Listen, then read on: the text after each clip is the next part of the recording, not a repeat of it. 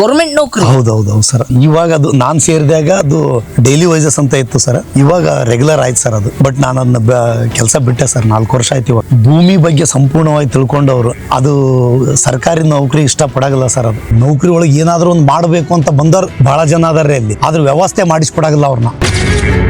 ಬಾಜು ಮಾರೋರೆಲ್ಲ ಕರೆಕ್ಟ್ ಮಾಡ್ತಿರ್ತಾರೆ, ತಂದು ಮಾಡ್ತಿರ್ತಾರೆ. ಅವ್ರು ತಪ್ಪು ಅಂತ ಹೇಳಲ್ಲ, ಕಟಾಂಕಟಿ ಹಾಕ್ತಿರ್ತಾರ. ನಾನು ಬೆಳೆದಿರೋ ಮಾಲು ನನಗೆ ಯೋಗ್ಯವಾದ ರೇಟ್ ಕೊಡ್ತಿರ್ತಾರ, ಕರೆಕ್ಟ್ ಕಟಾಂಕಟಿ ಕೊಡ್ತಾನ. ನಾನೇನ್ ಮಾಡ್ತೀನಿ ಅಂದ್ರೆ ಈ ಕಡೆ ಅದು ಮುಂಗಾಲ್ ಬಂದ್ಮೇಲೆ ಕೂಡ ಅವ್ರಿಗೆ ಗೊತ್ತಾಗತ್ತಾರ ಮತ್ತೆ ಎರಡು ಹಾಕ್ಬಿಟ್ಟಿವಿ ಅಂದ್ರೆ ಎಲ್ಲಿ ಹೋಗೋದೇ ಇಲ್ಲ ಯಾರು. ಪ್ರಪ್ರಥಮವಾಗಿ ಆರೋಗ್ಯ ಬಹಳ ಚೆನ್ನಾಗಿರುತ್ತೆ, ಒಳ್ಳೆ ಆಹಾರ ಸಿಗುತ್ತೆ ಊಟ ಮಾಡೋದು. ಕೃಷಿ ಬಗ್ಗೆ ನಾವು ಆಳವಾಗಿ ತಿಳ್ಕೊಂತ ಹೋದಂತಲ್ಲ, ನಾವು ನಿರೀಕ್ಷೆಗಿಂತ ಹೆಚ್ಚು ಆದಾಯ ಸಿಗುತ್ತೆ. ಇಲ್ಲಿ ನನಗೆ ಬೇಕಾದ ರೀತಿ ಒಳಗೆ ನಾನು ಓದೋ ಹವ್ಯಾಸ ಇತ್ತು ಅಂದ್ರೆ 2 ತಾಸು ಕುಂತ್ಕೊಂಡು ಓದ್ಬೋದು. ಇಲ್ಲಿ ನನಗೆ ಬೇರೆ ಹವ್ಯಾಸಗಳಿದ್ರೂ ನಾನು ಇಲ್ಲಿ ಸಮಯನ ಕ್ರೋಢೀಕರಣ ಮಾಡಿಡ್ಬೋದು. ಕೃಷಿನ ಆದಾಯ ಅನ್ನೋ ಒಂದೇ ತರದ ಲೆಕ್ಕ ಹಾಕೋದು ದೊಡ್ಡ ತಪ್ಪು. ಇಲ್ಲಿ ಆದಾಯ ನಾವು ಕೇಳಿದಕ್ಕಿಂತ ಹೆಚ್ಚಿಗೆ ಸಿಗುತ್ತೆ, ಅದನ್ನ ಕ್ಲಿಯರ್ ತಗೊಳ್ಳಿ ಸರ್ ನಾವು.